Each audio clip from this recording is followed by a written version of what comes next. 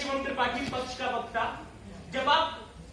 जब आप विद्यालय या फिर पाठशाला की परिभाषा पर जाते हैं तो उसमें कोई एक जड़त्व नहीं है, बल्कि वो एक अजीब सी गतिशीलता है। अगर आप इस विषय के पक्ष में नहीं है तो इसका मतलब आप उस पारंपरिक पाठशाला के पक्ष में है, जो कि जिसका कि हम और आप एक बहुत बड़ा हिस्सा है।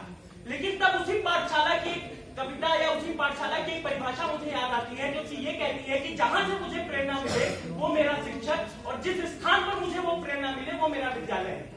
महात्मा बुद्ध के लिए ये विद्यालय एक गुफा थी, एकलव्य के लिए ये विद्यालय एक बरगद का पेड़ था जिसके नीचे एक मिट्टी का पुतला रखा हुआ था।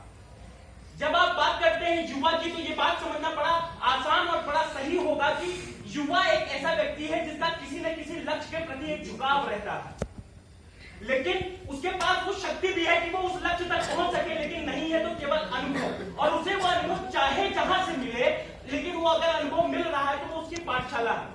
जब आप बात करते हैं उस परिभाषा की और मेरी दी गई परिभाषा की, तो आपको एक बहुत महीन सा अंतर निकल कर आएगा कि इसमें कहीं भी एक भौतिक इमारत की बात नहीं की गई है, जहां पर एक प्राइमरी का टीचर पान की पीक थूकते हुए ये कहता है कि तंबाकू खाना सेहत के लिए बड़ा हानिकारक है।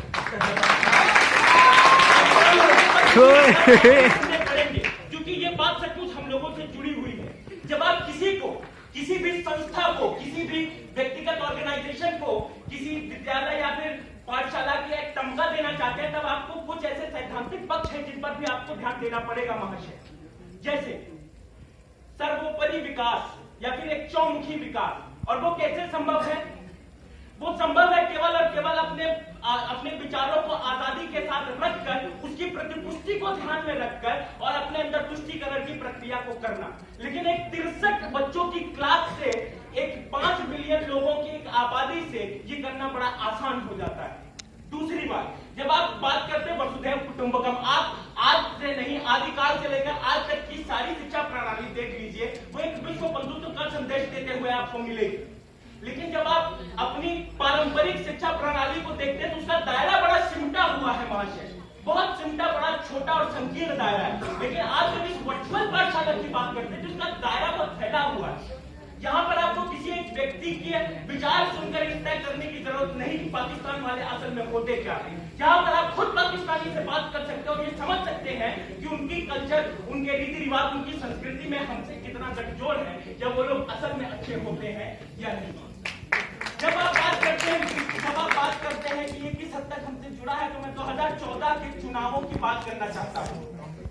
18 साल के लोग जो नए वोटर बने हैं, आजादी से लेकर आज तक के पूरे इतिहास में पहली बार ऐसा हुआ कि सबसे बड़ी आबादी उन लोगों की थी जो कि 18 साल के पूरा करने के बाद एक नए वोटर बनकर सामने उभरे।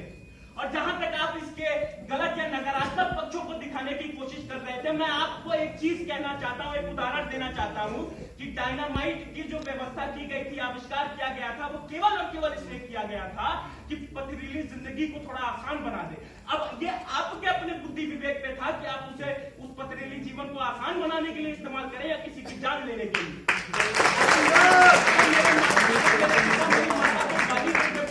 क्षमा करिएगा, मैं भी अपने दोस्तों को गाली देकर ही बुलाऊंगा। इसमें मेरे विद्यालय को कोसने की कोई जरूरत नहीं है। हमें ये समझना पड़ेगा कि आप किसी और कारण से एक ऐसे बहुत बड़े प्लेटफॉर्म को अपने निजी जीवन से हटाने की बात कर रहे हैं, या उस तमगे से हटाने की बात कर रहे हैं जो कि आपके जीवन को आगे ले जाने में अग्रसर है।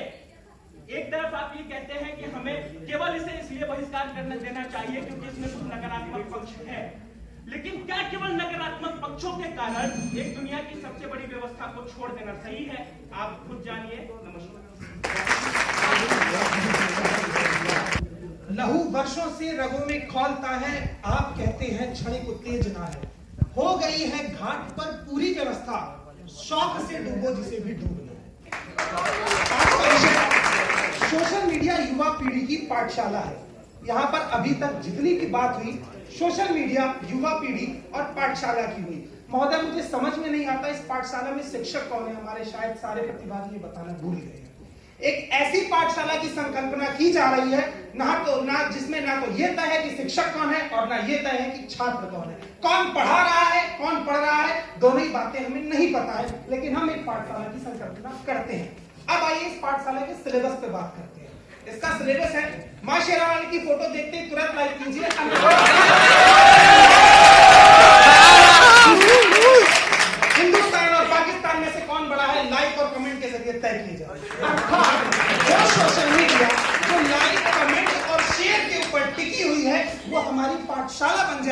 और उसका शिक्षक कोई नहीं है तो हम पढ़ेंगे किससे?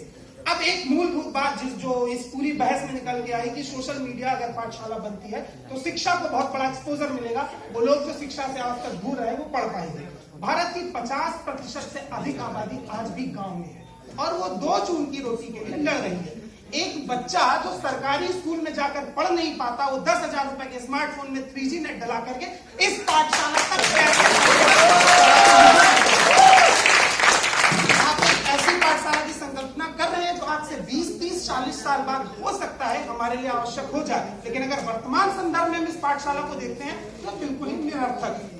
सोशल मीडिया एक बहुत बड़ा एक्सपोजर है हमारे विचारों को इधर से उधर अभिव्यक्ति की स्वतंत्रता को कायम करने का, लेकिन इस सोशल मीडिया पर हम जब इसे सिर्फ एक माध्यम के तौर पर चुने, ये एक मीडियम है जिसके जरिए हम अपनी बात को रखते हैं दूसरों तक, लेकिन ये मीडियम कोई पाठशाला बनकर सामने नहीं उभर के आ सकता है।